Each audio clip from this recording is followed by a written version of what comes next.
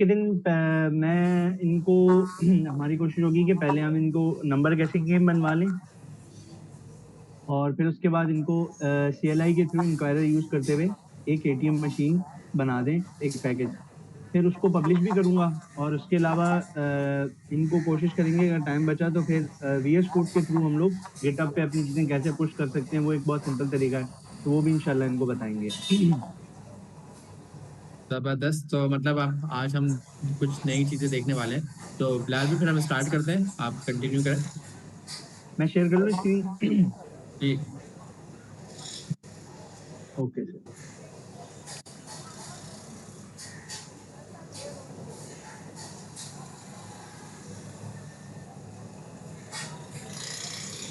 Sir मेरी screen visible है?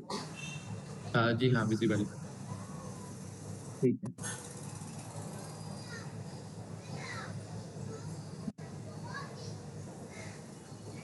तो पहले तो हम थोड़ा-सा लास्ट क्लास में जो हमने किया था उसको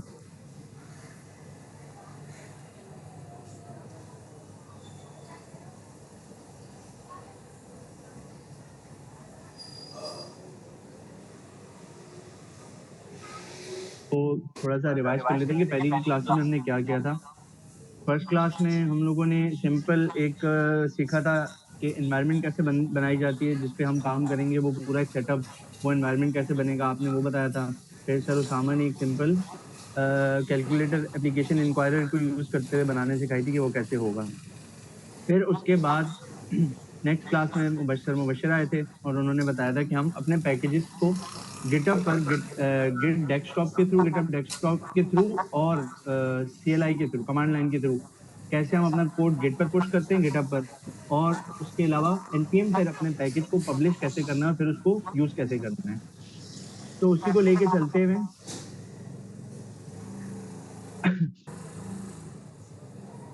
हम लोग सिंपल आज जो बनाएँगे, 2 प्रोजेक्ट हमने आज करने हैं इंशाल्लाह, जिसमें एक होगा नंबर गेसिंग गेम और दूसरा हम बनाएँगे ATM मशीन। अच्छा, पहले तो हम यहाँ आते हैं और एक नया फ़ोल्डर बना लेते हैं जल्दी से। अच्छा, मेरी आवाज़ का मसला हो या वीडियो का या स्क्रीन का कोई भी ना, तो फ़ौरन बता दिएगा मुझे। अभी तो ठीक है साहब। Okay sir.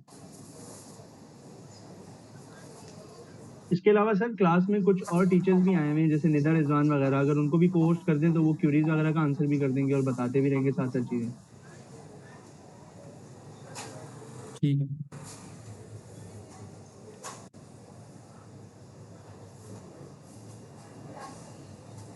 सिंपल हम लोगों ने जो सीखा था कि हमने पहले एक फ़ोल्डर बनाया, उस फ़ोल्डर में आकर हमने CMD ओपन किया।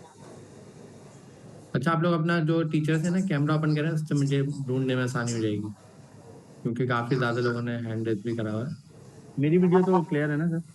जी आपकी। अच्छा, इसमें सिंपल हम आके VS कोड खोलते हैं।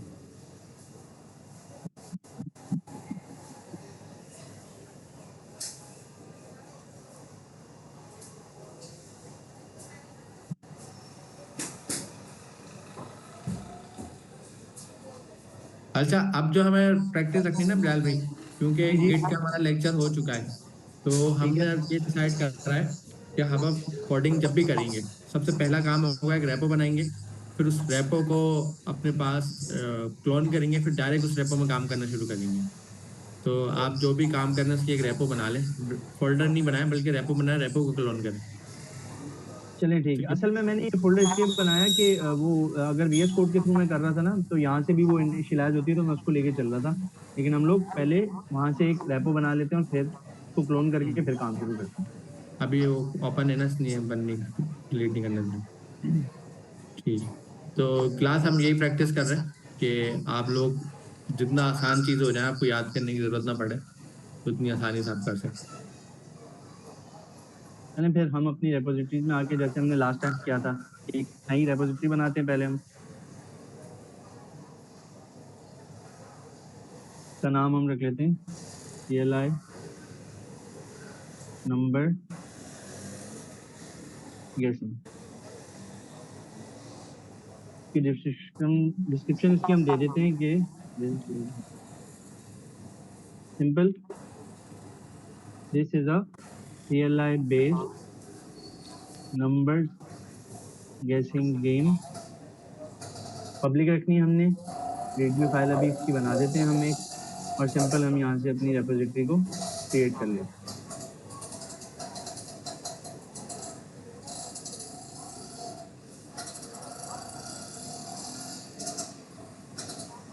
अब हम सिंपल अगर यहाँ पे आए, इसको क्लोन करने के लिए हमने इसका URL कॉपी किया। जहाँ पे हमने इसको क्लोन करना है, हम पहले उस फोल्डर में आएंगे, जैसे कि मेरा ये रमजान ऑनलाइन का है। उसके बाद उस फोल्डर में आके हम लोग गिट के थ्रू इसको क्लोन करेंगे, गिट क्लोन, और उसके बाद इसको हमने क्लोन कर दिया अपने पास। अब अगर मैं कोड में आऊं और इस फाइल को ओपन करूं, तो ये देखें मेरे पास एक फोल्डर आ रहा है और उसके अंदर रेडमी फाइल आ रही है। तो इसको मैं बंद करके उसी फोल्डर में खोल देता हूँ।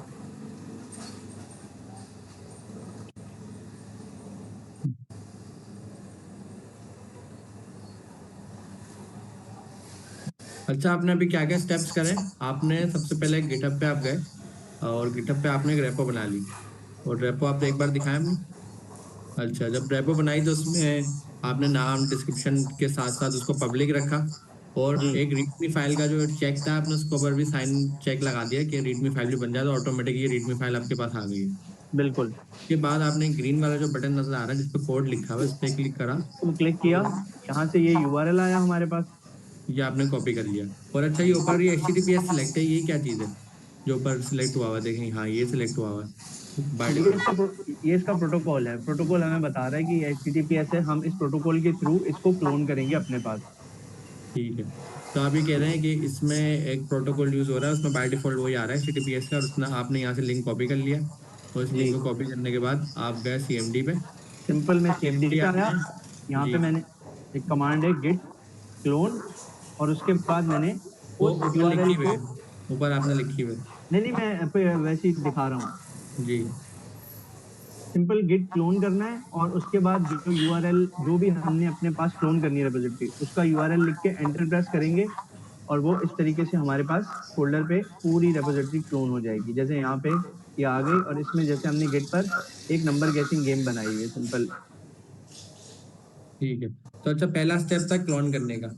अब जी दूसरा स्टेप है कि आप उस फोल्डर के अंदर जाएंगे, तो आपने एक CD की कमांड यूज करी है CLI में, जी जी। वो ऊपर मैं लिखी हुई बेसिकली मैं है। जी, बेसिकली हम लोगों ने क्योंकि क्लोन मेन फोल्डर में किया था, तो उस वक्त हम लोग यहाँ पर थे, इस फोल्डर में थे, रमजान ऑनलाइन वाले में।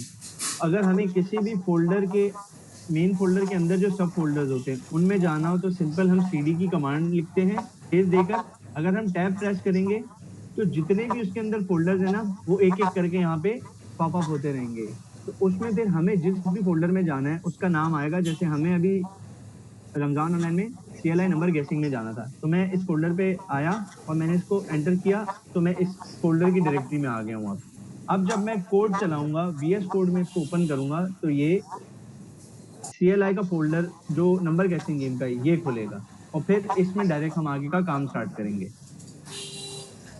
ठीक है। तो इसका मतलब ये है कि असूलन मैं क्या करता, मैं CMD को बंद करता, वापस से जाके फोल्डर में खोलता। तो आपने उसके अंदर रहते हुए ही उसकी लोकेशन चेंज कर दी एक कमांड से CD की। जी तो CD की कमांड है चेंज डायरेक्टरी, कि आप कमांड लाइन के अंदर रहते हुए ही उसकी लोकेशन चेंज कर सकते हैं, जरूरी नहीं आप बंद करके दूसरे फोल्डर में उसको ओपन करें। तीसरा, सर बिल्कुल। ने स्पेस डॉट की कमांड चलाई है, जो सर उसामा ने भी अपनी क्लास में बताई थी, सर मुबशीर ने भी बताई थी। उससे आपके पास VS कोड उस लोकेशन पे खुल जाता है जहाँ पर CMD खुला हुआ है। तो ये दो काम हमारे हो गए। जी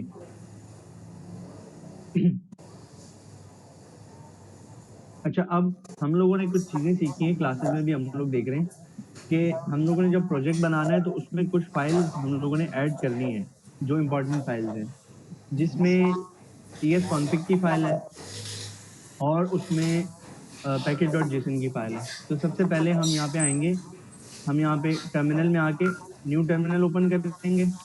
फिर उसके बाद यहाँ से हम इस ड्रॉप डाउन से कमांड प्रॉम्प्ट सेलेक्ट करते हैं। अच्छा, कमांड प्रॉम्प्ट सेलेक्ट करने के बाद हम लोग यहाँ पे सिंपल सबसे पहले टीएस कॉन्फ़िग की फाइल बनाते हैं। तो जैसे क्लास में भी हम लोगों ने ये चीज़ें डिस्कस की थी और उसके अलावा पिछली क्लासेस में भी बहुत अच्छे से सर मुबशिर और सर सामा ने बताया कि हम सिंपल टीएस कॉन्फ़िग की फाइल कैसे क्रिएट करते हैं। सिंपल हमने टीएससी की कमांड लिखी -, init। इसको जैसे ही हम एंटर करेंगे तो ये देखिए यहाँ पे हमारे पास एक टीएस कॉन्फ़िग की फाइल आ गई। अब देखें हमारा टर्मिनल बहुत ज़्यादा इसमें पूरा डेटा आ गया टीएस कॉन्फ़िग का, तो ये थोड़ा-सा हमारे लिए रीडेबल नहीं हो रहा कि बिल्कुल नीचे चला गया है। तो टर्मिनल को क्लियर करने के लिए एक कमांड आती है CLS। CLS लिख के हम एंटर करेंगे तो हमारा टर्मिनल क्लियर हो जाता है और दोबारा से बिल्कुल स्टार्टिंग से खाली टर्मिनल हमें मिल जाता है, थोड़ा विजिबिलिटी अच्छी हो जाती है। अच्छा, पहला काम हमने क्या किया कि TSC space dash dash init से हम लोगों ने टीएस कॉन्फ़िग की फाइल बनाई। उसके बाद अब हमें दूसरी इंपॉर्टेंट फाइल जो हमारे पैकेजेस के लिए ज़रूरी है, क्योंकि हम इसमें एक पैकेज भी यूज़ करेंगे, वो है package.json की फाइल। वो कैसे बनती है?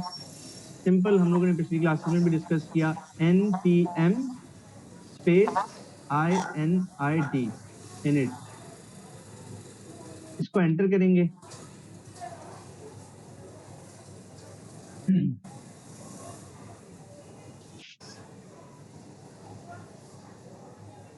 और सिंपल इसने हमें बताया कि भाई पैकेज का नाम, जो फ़ोल्डर का नाम होगा ना आपके मेन फ़ोल्डर का, रूट का जो मेन फ़ोल्डर है, ये उसी का नाम पैकेज का नाम रख लेगा, वही फ़ोल्डर का नाम सेम पैकेज के नाम के लिए यूज़ कर लेगा।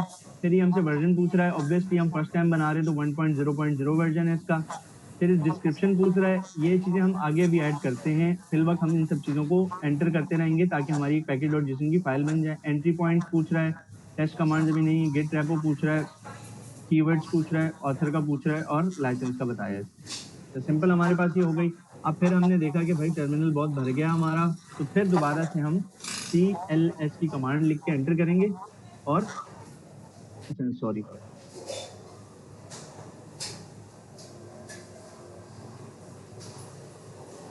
इसको सिंपल, मुझसे गलती हो गई कि मेरे यहाँ पे थोड़ा सा ये टैब आ रहा है, इसको मैं ऊपर कर लेता हूँ यहाँ पर। अच्छा, अब हम यहाँ आएंगे, हम लिखेंगे npm init और एंटर करेंगे तो ये package.json की फाइल बनाने के लिए उसकी रिक्वायर्ड चीज़ें होती हैं कुछ, जिसमें ये हमसे पूछता है कि पैकेज का नाम ये एज इट इज़ वही ले लेता है जो हमारे मेन फ़ोल्डर का नाम होगा। जैसे कि आप अच्छा, यहाँ देख इसमें मैं सकते एक हैं चीज़ ऐड करना चाहूँगा। मैं देख रहा था लास्ट टाइम सब सर मुबशिर ने एनपीएक्स का टूल बनवाया था, तो लोग एक कॉमन मिस्टेक ये कर रहे थे, मैं लिंक्डइन पे भी चेक कर रहा था कि आप लोग ना जो नाम बनाते हैं जब किसी पैकेज का और आपको पब्लिश करना हो, एक तो है कि हमने अपने नॉर्मल लैपटॉप में यूज़ करने पब्लिश करने हैं तो बात अलग है। अगर आपको टूल बना के पब्लिश करना हो ना तो आपने नाम भी यूनिक रखना होता है। उसकी रीज़न क्या होती है? रीज़न ये होती है कि जब आप एनपीएम पे उसको लेके जाएंगे तो एनपीएम के पास अगर एक नाम पहले से है तो दूसरा नाम नहीं बनाएगा, सही है ना? तो आपने नाम थोड़ा यूनिक रखना होता है। आप नॉर्मली क्या होता है इंस्टाग्राम पे भी अपनी प्रोफाइल बनाते हैं या किसी ने टिकटॉक पे अपनी प्रोफाइल बनाई होगी, तो वहां पर आपका यूजर नेम वो आपको लगाने नहीं देता। वो क्या कहता है यूजर नेम में 1 2 3 कुछ लगाओ, मतलब कुछ एक्स्ट्रा करेक्टर लगाओ कि वो यूनिक बने। तो इसी तरीके से जो आप सीएलआई का टूल बना रहे हो ना, तो इसका नाम भी जब आप यूनिक रखोगे, मतलब यूनिक से मुराद क्या है कि किसी और ने वो नाम यूज नहीं करा हो, तो वो पब्लिश हो जाएगा। अदरवाइज वो नाम पिक नहीं करेगा, जाहिर सी बात है किसी और का नाम ऑलरेडी रखा हुआ है। हमारे केस में हम इस गेम को अगर सी लाइव पे पब्लिश करेंगे तो जाहिर है तो हम नाम भी इसका एक यूनिक रखेंगे। यूनिक से मुराद है ऐसा नहीं है कि बिल्कुल ही यूनिक रख दें। यूनिक से मुराद है आप सी लाइन नंबर गैसिंग नाम रखें, साथ में कुछ एडिशनल ऐसे वर्ड लिख दें कि वो यूनिक हो जाए, किसी से मिस मैच ना करें। जी सर। अच्छा सर, कुछ है जैसे आपने बताया ना, आपने लिंक्डइन पे एरर देखे, मैंने भी ये वाले एरर देखे थे, तो मैं ये सोचा था कि हम जब पब्लिश करने लगेंगे ना तो उस वक्त ये एरर कुछ बच्चों को ना, स्टूडेंट्स को परफॉर्म करके दिखा के और फिर इनका सॉल्यूशन बताएंगे कि क्या होगा, तो थोड़ा इनके लिए कैच करना भी इजी रह जाएगा। ठीक, जबरदस्त। अच्छा, अब ये देखिए हमसे पूछ रहा है पैकेज का नाम, इसने फ़ोल्डर के नाम से पैकेज का नाम ले लिया। उसके बाद ये वर्ज़न बता रहा है, description, entry point, test command, get repo, ये सारी चीज़ें पूछता है। इन सबको हम एंटर करते हुए आगे जाते हैं। फिर ये पूछता है कि सब डिटेल जो आपने दिए हैं वो ऐसे हैं, ये ओके है, हम इसको येस करते हैं और ये देखें यहाँ पे इसने हमारे लिए एक पैकेज.json की फाइल भी बना दी। अब सिंपल दोबारा हम CLS करके इसको क्लियर कर देते हैं। अच्छा, अब क्योंकि हम नंबर्स गेसिंग गेम बना रहे हैं, नंबर्स गेसिंग गेम में क्या होगा भाई, एक कंप्यूटर जनरेटेड नंबर होगा जो कंप्यूटर जनरेट करेगा, और फिर एक इनपुट यूजर से लिया जाएगा जिसमें वो कुछ नंबर ऐड करेगा, गेस करेगा कि कंप्यूटर ने क्या नंबर जनरेट किया है, और अगर वो सही गेस करेगा तो उसके बेस पे हम उसको रिजल्ट देंगे, गलत करेगा उसके बेस पे भी कुछ रिजल्ट देंगे। लेकिन हमने यूजर से जो इनपुट लेना है वो कैसे लेंगे? तो उसके लिए हमें इंक्वायरर का एक पैकेज यूज करना पड़ेगा जो हम पिछली क्लासेस में भी करते आए हैं, जिससे हम CLI पर यूजर का इनपुट ले सकते हैं। तो हम यहाँ पर पहले इंक्वायरर को इंस्टॉल करते हैं, ताकि फिर जब हम फाइल बनाएं तो हम उसको यूज करें तो ऑलरेडी पहले से हमने इंस्टॉल किया हुआ होगा। तो हम यहाँ simple npm install inquirer npm install inquirer ये कमांड लिखी और एंटर किया। इस कमांड में क्या कह रहा है कि npm नोड पैकेज मैनेजर पर एक पैकेज पड़ा हुआ है जिसका नाम इंक्वायरर है, वो लाओ और मेरे कंप्यूटर में उसको इंस्टॉल कर दो। तो सिंपल हमने एंटर किया ये इंक्वायरर की इंस्टॉलेशन, और ये देखिएगा आपके जैसे ही इंक्वायरर आना शुरू होगा यहाँ पे हमारे पास नोड मॉड्यूल्स का भी एक फोल्डर आ जाएगा। ये देखें डायरेक्टरी में हमारे पास यहाँ पर एक नोड मॉड्यूल्स का फोल्डर आ गया है।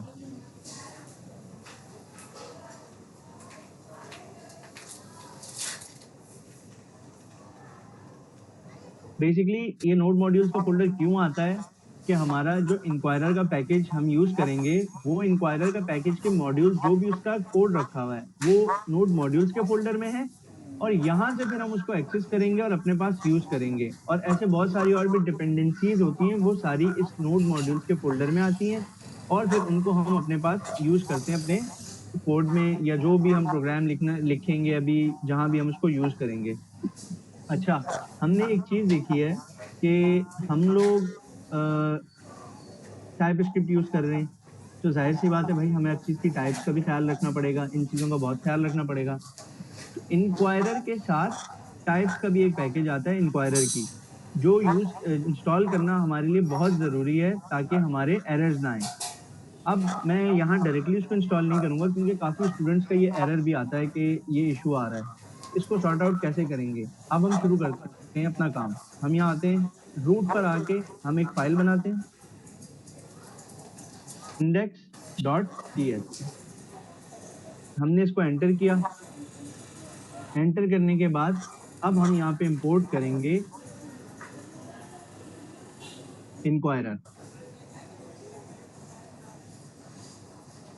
इंपोर्ट इंक्वायरर, लेकर आओ इंक्वायरर को फ्रॉम इंक्वायरर। इंक्वायरर लेकर आओ नोड मॉड्यूल में जो इंक्वायरर पैकेज रखा हुआ है वहां से इंक्वायरर। अच्छा जी, अब ये देखें हम लोगों ने यहाँ पे लिखा कि इंपोर्ट इंक्वायरर फ्रॉम इंक्वायरर, तो हमने तो सब चीजें सही लिखी हैं, तो फिर ये एरर क्यों दे रहा है? तो हम यहाँ आते हैं, इस पे होवर करेंगे तो ये हमें बता रहा है, पहली तो ये चीज बता रहा है कि it's value it inquirer is declared but it's value is never red. मतलब ये हमें बता रहा है कि भाई आपने इंक्वायरर मंगा तो दिया लेकिन अभी तक आपने इसको यूज नहीं किया। अच्छा, सेकेंडली हमें ये एरर दे रहा है कि could not find a declaration file for module inquirer, और फिर उसके बाद ये पाथ दे रहा है, पाथ के बाद बता रहा है इम्प्लिसिटी हैज एनी टाइप, मतलब ये टाइप्स का एरर दे रहा है। तो नीचे ये देखेंगे यहाँ पे ना हमें बताता भी है कि try npm install dash dash save dash dev @type/inquirer। आप ये वाली कमांड चलाएं, आपका ये एरर चला जाएगा। ये एरर टाइप्स का है और वो कह रहा है कि आप ये वाली कमांड जैसे ही चलाएंगे आपका ये एरर चला जाएगा। ठीक है भाई, हम उसकी सुनते हैं।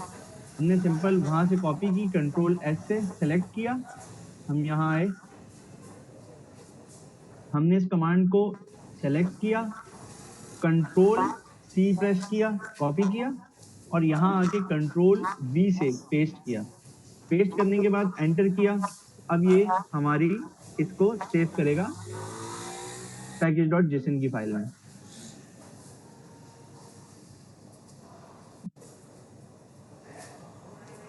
अच्छा, अब हमारे पास इंक्वायरर भी आ गया। अब अगर मैं होवर करता हूँ तो ये देखें, अब ये सिर्फ हमें ये बता रहा है इंक्वायरर डिक्लेयर किया है लेकिन उसकी वैल्यू रीड नहीं की, लेकिन वो जो टाइप्स का एरर दे रहा था वो चला गया। तो अब हम आगे चलते हैं और अपना जो प्रोजेक्ट है वो बनाना स्टार्ट करते हैं। सर यहाँ तक क्लियर है?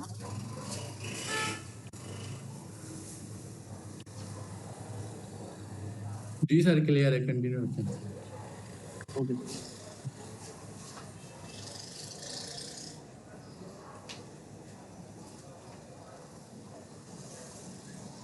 सर पिक्चर में आप माशाल्लाह स्मार्ट लग रहे हैं इसमें एनपीएम में। ये पहले की है।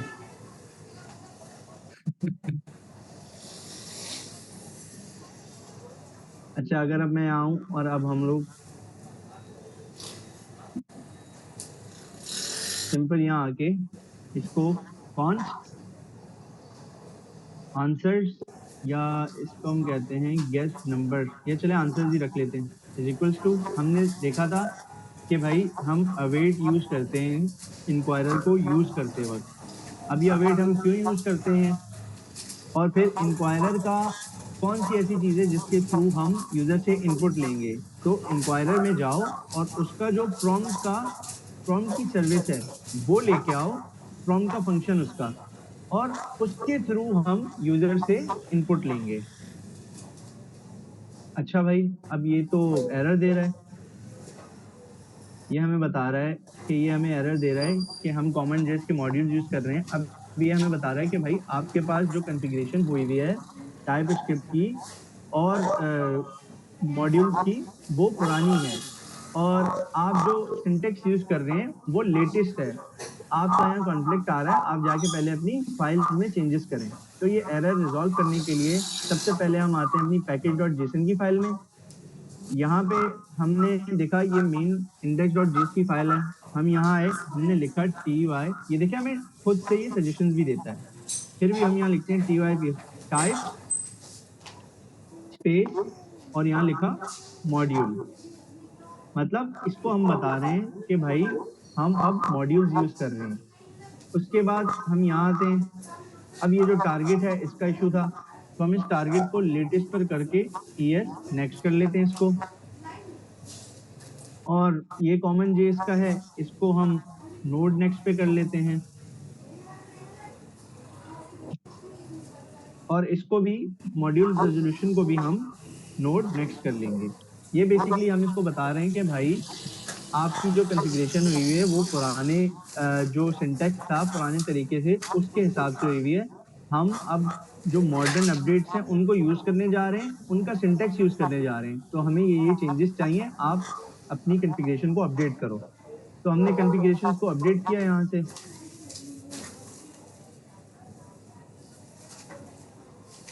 उसके बाद ये फाइल भी हम बंद कर लेते हैं, और ये भी। अच्छा, अब देखिए आप एरर भी चला गया हमारा। अच्छा, कोशिश हमें क्या करनी है कि हम जब भी प्रोजेक्ट बनाए ना कोई भी चीज, तो हमें सबसे जो पहली चीज का ख्याल रखना है ना, वो ये रखना है कि हमें प्रोजेक्ट जो मिला है, हमें ये नहीं सोचना कि भाई मुझे पूरा प्रोजेक्ट मिला है, बनाना कैसे है। हमने अपने प्रोजेक्ट को ना छोटे छोटे चंक्स में ब्रेक करते हुए बनाना है। अब वो कैसे बनाना है कि भाई यहाँ पे सबसे पहली चीज क्या होगी, अगर हम सोचें तो सबसे पहली चीज जो होगी नंबर 1 पर, वो हमारे पास होगी कि भाई आप जब भी ये प्रोग्राम रन करोगे, कंप्यूटर जो है will generate computer will generate a random number। सबसे पहले हमारा टारगेट ये होगा कि हम कंप्यूटर से एक रैंडम नंबर जनरेट करवाएं। उसके बाद हमारा सेकंड क्या टारगेट होगा कि भाई हम यूजर से एक नंबर गैस करवाएं, यूजर से एक इनपुट लें जिसमें कोई वो नंबर गैस करेगा। तो user input for guessing number. और सबसे लास्ट काम जो थर्ड पे आएगा, उसमें हमने उसको देखना है कि भाई पहला स्टेप है हमारा कंप्यूटर से number generate, random number generate करवाना। दूसरा स्टेप है यूजर से इनपुट लेना नंबर गैस करने के लिए। और तीसरा स्टेप जो होगा हमारा, उस पे हमें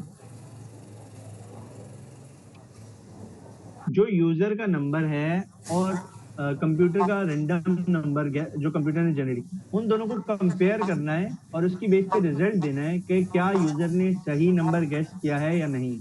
तो compare user input with computer generated number. अच्छा स्क्रीन भी ना थोड़ी जूम करते हैं आई थिंक। मैं कर देता हूँ, एंड थोड़ा सा जूम कर देता हूँ, जो मोबाइल शो पे ना वो थोड़ा रिजल्ट, छोटा सा। मैं अभी कर लेता हूँ। शो रिजल्ट अभी क्लियर है सर?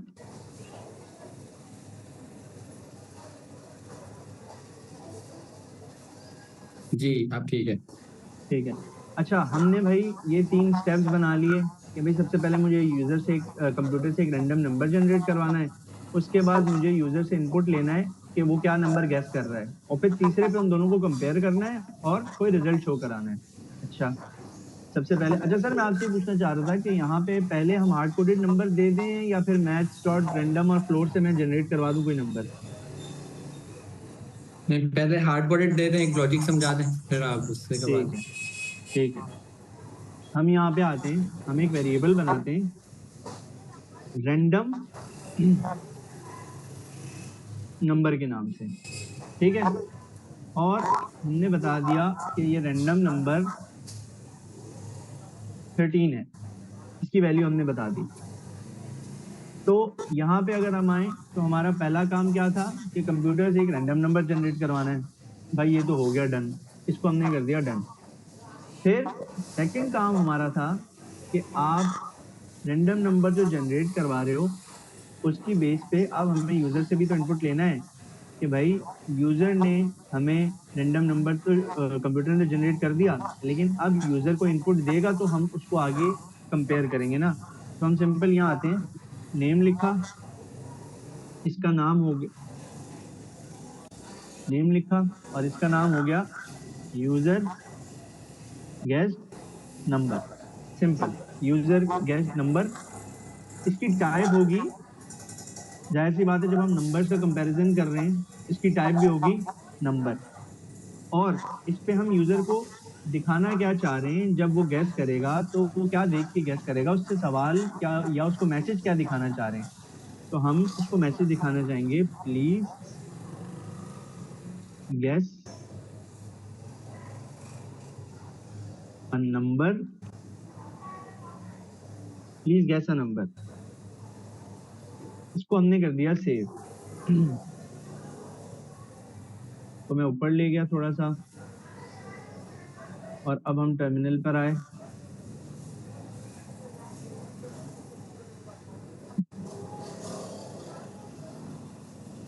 अच्छा, हमने देखा था कि भाई हम लोग काम तो कर लेते हैं लेकिन हमें कुछ चीजों का ख्याल रखना होता है।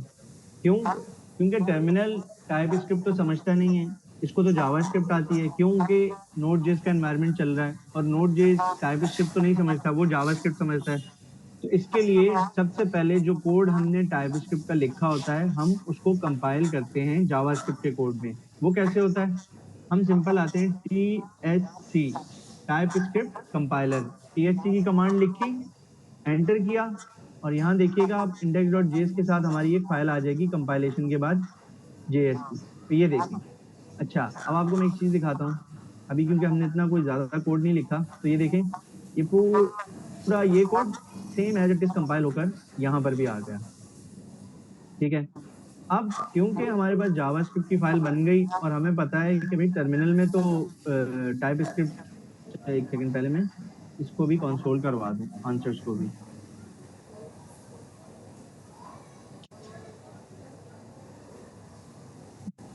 एक काम करें, टर्मिनल ना एक्सटर्नल यूज कर लें ताकि स्क्रीन के ऊपर जगह आ जाए, उस स्क्रीन वरना नहीं, जगह कम मैं हो ये रही है हमारी।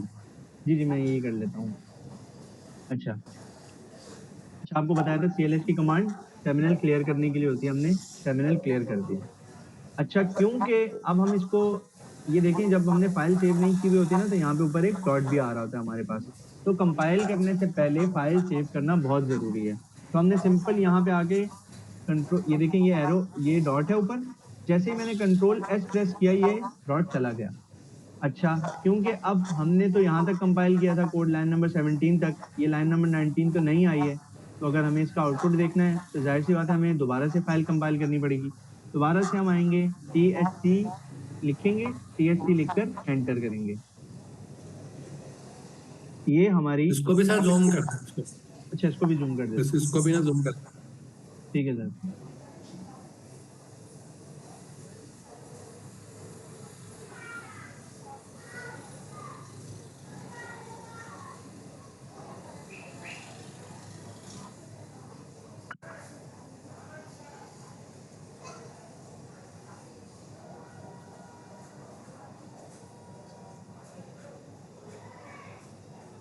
सही है सर इतना?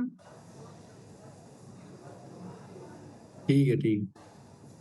अच्छा, अब हमने TSC से कंपाइल कर लिया अपना कोड।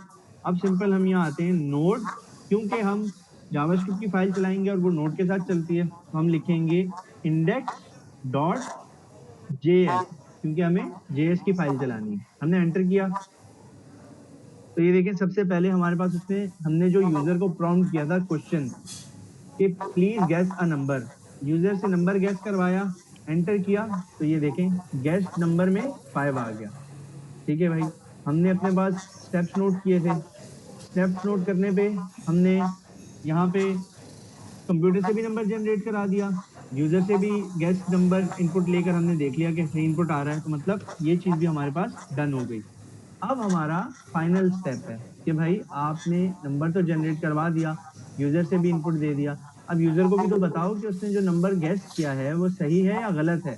तो हम सिंपल यहाँ आएंगे, हम इफ की एक कंडीशन यूज करेंगे जो आपने पिछली क्लास में यूज किया था कैलकुलेटर बनाने के लिए, जिसमें आप देख रहे थे कि अगर आपका ऑपरेशन जो है वो इक्वल्स टू एडिशन है तो आप एडिशन करवा रहे थे, वो इक्वल्स टू सब्ट्रैक्शन है तो आप सब्ट्रैक्शन करवा रहे थे, ऐसे ही डिवीजन और मल्टीप्लीकेशन में करवा रहे थे।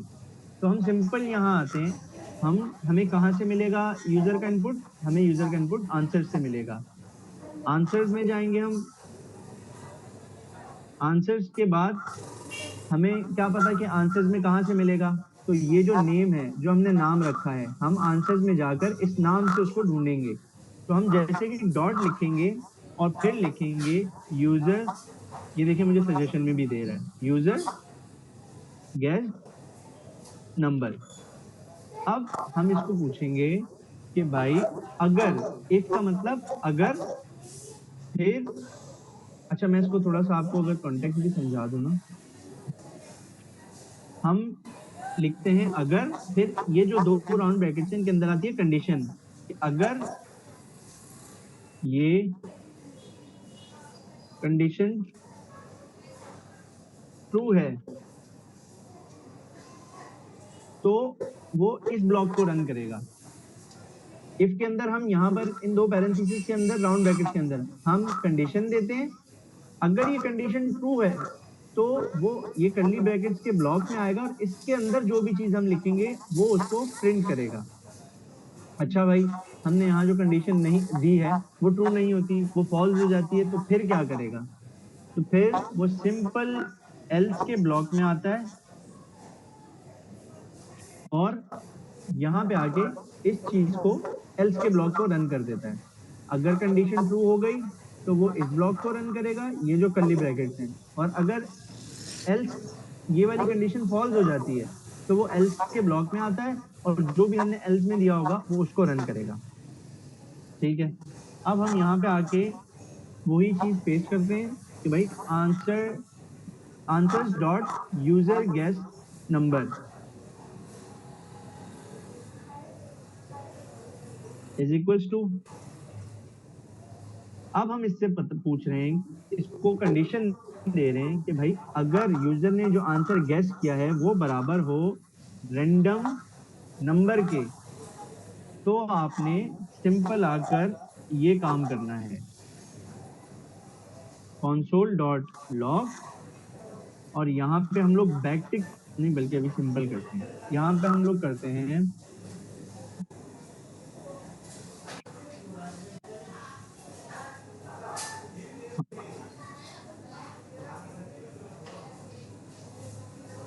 congratulations you guessed right number। Simple, यहाँ पे हमने उसको क्या कहा कि भाई जाओ देखो अगर यूजर का दिया हुआ नंबर रैंडम नंबर के बराबर है तो उसको जाके बता दो कि भाई तुमने सही नंबर गैस किया है।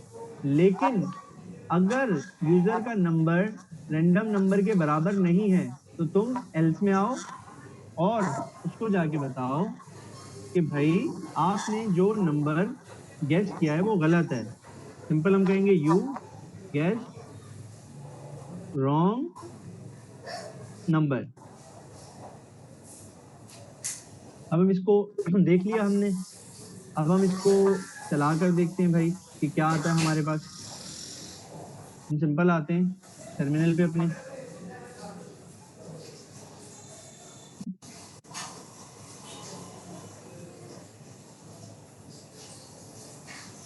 हम CLS एंटर प्रेस करके स्क्रीन क्लियर करते हैं, क्योंकि अब हमने अपनी जावास्क्रिप्ट की टाइपस्क्रिप्ट की फाइल में इतने सारे चेंजेस किए हैं, इतना नया कोड लिखा है, तो हम पहले अपनी टाइपस्क्रिप्ट की फाइल को कंपाइल करेंगे जावास्क्रिप्ट की फाइल में।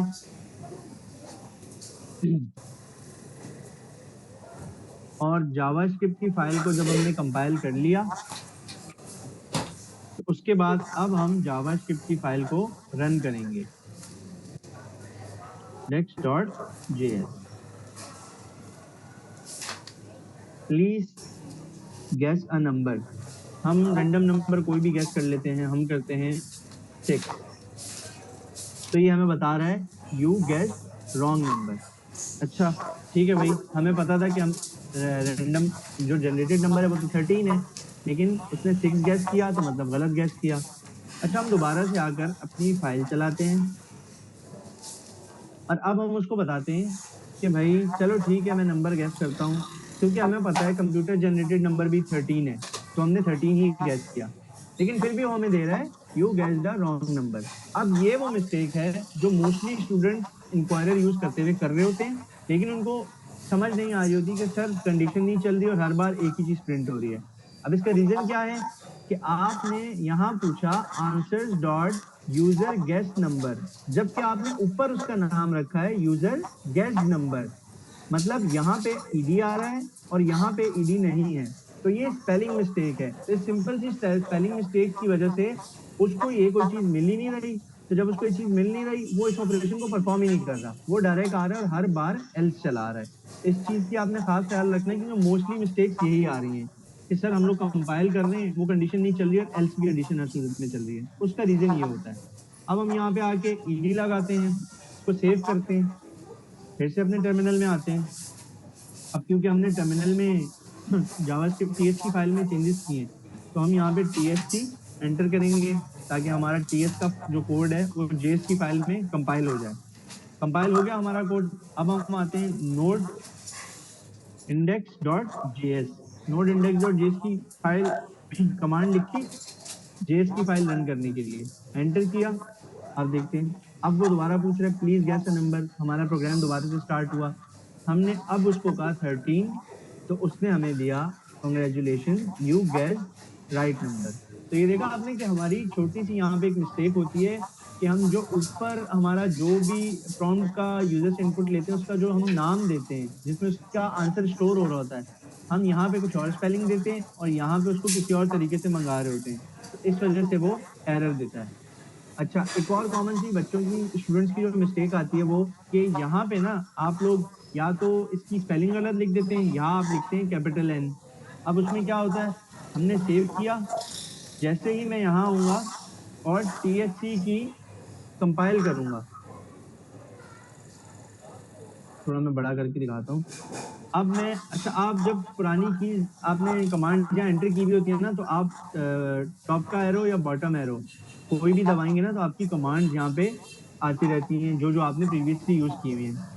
तो मैं टॉप का या अप का एरो प्रेस करूंगा तो ये देखें टीएस की सबसे लास्ट कमांड चलाई थी वो आ गई, उससे पहले मैंने क्लियर किया था सीएलएस आ गई, फिर मैंने टॉप का ये जो अपवर्ड एरो है इसको क्लिक प्रेस किया तो मेरे पास नोड index.js की कमांड आ गई, मैंने एंटर किया तो ये देखें मुझे एक अजीब व गरीब सा एरर आ गया। अच्छा ये एरर क्या है अभी मैं आपको बताता हूँ। अगर मैं टॉप पे जाऊं ना तो आप देखें आपके पास मोस्टली ये वाला एरर आ रहा है। आप जब भी ये वाला एरर फेस करें ना कि जिसमें वो you must provide a name parameter, error you must provide a name parameter, ये नेम जब भी आएगा ना ये वाला एरर जिसको मैंने हाईलाइट किया है थ्रो न्यू एरर, तो इसमें आपने हमेशा समझ जाना है कि भाई मैंने इन चीजों में से किसी का नाम गलत दिया है, या तो मैंने किसी का चीज कैपिटल लिख दी है, या मैंने इसमें कोई स्पेलिंग मिस्टेक कर दी है, या मैंने यहाँ पे। तो सिंपल हम इसको दोबारा से सेव करेंगे। हमने सीखा था भाई CLS से स्क्रीन क्लियर होती है, CLS लिखा और एंटर प्रेस किया, स्क्रीन क्लियर हो गई। फिर क्योंकि हमने टाइपस्क्रिप्ट की फाइल में चेंजेस किए हैं, तो उसको दोबारा TSC से कंपाइल करेंगे ताकि वो कोड जावास्क्रिप्ट की फाइल में कंपाइल हो जाए। और जब वो कोड जावास्क्रिप्ट की फाइल में कंपाइल हो गया, तो अब हम सिंपल नोड index.js ये फाइल बनाएंगे, इसको रन करेंगे। अब हम यहाँ आए, प्लीज गैस अ नंबर, हम लोगों ने गैस कर लिया 5 और हमने गलत नंबर गैस किया। तो सर ये लॉजिक मैंने बना दिया है, तो अब क्या मैं रैंडम नंबर जनरेट करूं या इसी पे चलने दें? अच्छा जी, लॉजिक तो बन गई है यहाँ पर। अच्छा, आपने क्या क्या करा? आपने प्रोजेक्ट बनाया, प्रोजेक्ट बनाने के बाद सबसे पहले आपके पास एक एरर आया था वेट के ऊपर, जी, लाइन नंबर 11। तो यहाँ आपने एक पर बात आना। बताई थी कि वो एरर इसलिए आया था क्योंकि आपके पास जो टीएस कॉन्फ़िग की फाइल है उसमें आपने जो बाय डिफॉल्ट लिखा हुआ 2016 आता है, आपने 2016 को हटा के 2022 कर दिया था। तो ये सबसे बड़ी मिस्टेक थी जो कॉमन आपने भी देखी और मैंने भी देखी थी कि आपने आपने तो इसको ईएस नेक्स्ट करा हुआ है, 2022 नहीं करा आपने। नहीं, ये नेक्स्ट कर दिया था मैंने, 22 कर देता हूँ, कोई इशू नहीं। अच्छा, ईएस नेक्स्ट और 2022 में क्या फर्क है? ये उसका फर्क है, जो मतलब इसमें ये होगा कि जो भी अपडेट्स हमारे पास आती रहती है ना, ये उनको कैच करके यूज करता रहेगा। अगर मैं अच्छा, खुद ही वो अपडेटेड रहेगा। फॉर सपोज अगर हमने 2022 लिख दिया, 2030 आ गया, तो आप ये कह जी रहे हैं ये अप टू डेट उठाएगा। जी, ये अप टू डेट उठाएगा। ठीक, अगर हम ये 2022 जो हम पहले लिख रहे थे वो लिखते तो जब भी बात सेम होती। जी नहीं, उसमें ये है कि वो 2022 तक की जो भी अपडेशन है ना, वो उनको उठाता है। अच्छा, मैं इसको चलिए 2022 पे ये चेंज नई कर चीज है देता हूँ। हाँ, ये लोग दोनों ट्राई कर सकते हैं। आपने एक अच्छी नई चीज बता दी। 2022 अगर लिखने जब भी चल रहा है, ये नेक्स्ट पे भी चल रहा है, बस 2016 पे नहीं चल रहा क्योंकि जी बाय डिफॉल्ट जब आप फोल्डर बनाते हैं 2016 आता है। जी ठीक है, बिल्कुल। फिर बाकी जो चेंजेस नीचे करी हैं वो तो वही चेंजेस हैं जो हम पिछली क्लासेस में ये भी करके आए सिंपल। हैं। एक मॉड्यूल नोड नेक्स्ट करा है आपने, और एक मॉड्यूल जी रेजोल्यूशन नोड नेक्स्ट करी है। ये दो एक्स्ट्रा चेंजेस हैं जो हम हर क्लास में कर रहे हैं। और एक चेंजेस पैकेट डॉट जेसन में, जिसमें आपने मॉड्यूल का नाम जी टाइप बताइए मॉड्यूल, ये पैकेट डॉट जेसन में। ये चेंजेस तो हम करते हुए आए हैं, हर जगह पे हम कर रहे होते हैं। ये तो काम हो गया जबरदस्त। फिर इंडेक्स डॉट टीएस पाए, जब आपने ये जो इंक्वायरर का पैकेज है ये इंस्टॉल करा था, तो आपने साथ साथ जब ये इंस्टॉल करा था उसमें एक एरर आ रहा था, और आपने ये बिल्कुल बताया उस एरर को जब हमने रीड करा पढ़ा, तो उस एरर को पढ़ते वक्त हमें ये पता लगा कि इसके साथ एक और चीज इंस्टॉल होनी थी जो इसकी टाइप थी। और बिल्कुल ऐसे पिछली ही। क्लास में भी जब हम इंक्वायरर फर्स्ट टाइम पढ़ रहे थे तो हमने इंक्वायरर इंस्टॉल करा और इंक्वायरर की टाइप, दो चीजें अलग अलग इंस्टॉल करी थी। तो सर बिलाल ने क्या करा, पहले एक इंस्टॉल करा फिर बता भी दिया कि दूसरी की जरूरत क्यों थी, क्योंकि वो एरर दे रहा था और उसको उसकी टाइप चाहिए होती है। तो टाइप स्क्रिप्ट में एक अच्छी बात यह है कि आप उसमें अगर किसी पैकेज को चला रहे हैं या किसी पैकेज को रन कर रहे हैं तो उसकी आपके पास टाइप्स भी होती हैं, ताकि आप उसके टाइप्स को स्पेसिफिक चलाकर अपने पास जब हम आगे टाइपिंग पढ़ेंगे स्पेसिफिक, तो वहां पर उसको यूज कर सकें। तो ये काम तो हो गया। इंक्वायरर का काम इनपुट देना था, और वही आपने नीचे सेंटेक्स बना के उससे इनपुट लिया है। तीन चीजें इंक्वायरर में इंपोर्टेड होती हैं। पहले तो उसका सेंटेक्स, जो आपने लिखा है कि सबसे पहले एक यूजर ने वेरिएबल बना दिया आंसर का, वेरिएबल का नाम कुछ भी हो सकता था। फिर आपने वेट लगाया। वेट का जो कॉन्सेप्ट होता है, ये एक ऐसा कॉन्सेप्ट होता है कि अगर आपका जो ये आगे स्टेटमेंट लिखी हुई है, ये आंसर जो है वो राइट अवे नहीं दे, थोड़ा लेट आंसर करे, तो भी ये कोड चल जाए, तो भी ये कोड जो है रन हो जाए। तो यहाँ पर अवेट लग गया। अवेट से मुराद वेट की भी आती है। फिर आपने इंक्वायरर का पैकेज यूज कर लिया। इंक्वायरर के पैकेज के आगे आपने प्रॉम्प्ट वगैरह लगा के जो सेंटेक्स हम पहले पढ़ते हुए आए हैं, वही सेंटेक्स यहाँ पर यूज हो रहा है। एरे बना दी। एरे की हमने बात करी थी कि एरे का मतलब लिस्ट है। लिस्ट से मुराद है कि एक से ज्यादा जब चीजें आती हैं तो हम ये एरे बनाते हैं, और एरे जिस ब्रैकेट से बनती है वो आपका बड़ा ब्रैकेट होता है, जिसको हम इंडेक्स ब्रैकेट भी बोलते हैं, सबसे बड़ा bracket square big bracket. Bracket भी बोलते हैं। और क्या बोलते हैं? Square bracket. स्क्वायर ब्रैकेट भी इसका नाम है। तो ये सारे नाम से आप इसको जानते हैं ऑलरेडी। तो इस ब्रैकेट का मतलब होता है कि किसी चीज की लिस्ट आने वाली, मतलब एक से ज्यादा। और लिस्ट जो है वो आ रही है कर्ली ब्रैकेट की सूरत में। कर्ली ब्रैकेट का जो नाम होता है वो हमारा ऑब्जेक्ट होता है। कर्ली ब्रैकेट का नाम नहीं, जो हमने कर्ली ब्रैकेट में चीजें लिखी हुई है उसको हम ऑब्जेक्ट बोलते हैं। ऑब्जेक्ट के अंदर जब भी आप डेटा रखते हैं, जैसे वेरिएबल में होता है ना, आपने नाम रखा इक्वल्स टू आगे वैल्यू रख दी। ऑब्जेक्ट में होता है कि आपने नाम रखा, कॉलन लगा के वैल्यू रखनी होती है, बस ये फर्क होता है। क्योंकि इसमें हम बोलते हैं की वैल्यू। नाम जो है की हो गया, यूजर गेस्ट नंबर जो है वो वैल्यू हो गया, इसी तरह टाइप जो है की हो गया, नंबर जो है उसकी वैल्यू हो गया। मैसेज जो है की हो गया, और प्लीज जैसा नंबर उसकी वैल्यू हो गया, तो की वैल्यू पेयर होता है। जिस तरह यूजर ने वेरिएबल में क्या होता है, आपका वेरिएबल का नाम और उसकी वैल्यू, वेरिएबल का नाम उसकी वैल्यू, इसी तरह ऑब्जेक्ट में होता है की वैल्यू। बस सिंटैक्स में यही फर्क है, वहाँ इक्वल टू लगता है, यहाँ पर कोलन लगता है, और साथ साथ आपने कर्ली ब्रैकेट बनाकर एक इनपुट भी ले लिया यूजर से।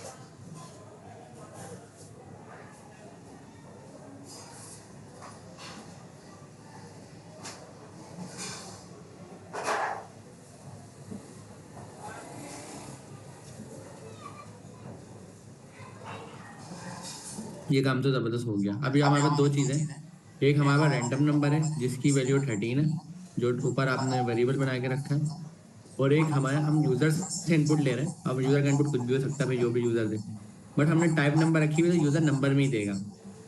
आपने नीचे इफ एल्स का ब्लॉक लगाया है, इफ एल्स के ब्लॉक में आप यहाँ पे मैच करवा रहे हैं कि जो यूजर ने नंबर दिया है, मतलब जो अभी देगा यूजर खुद टाइप करके, वो नंबर और जो मेरा रैंडम नंबर ऊपर मैंने 13 लिखा हुआ है, इन दोनों को मैच करो। और अगर ये दोनों मैच हो जाते हैं तो बात ठीक है, और अगर ये दोनों मैच नहीं होते तो बात गलत है।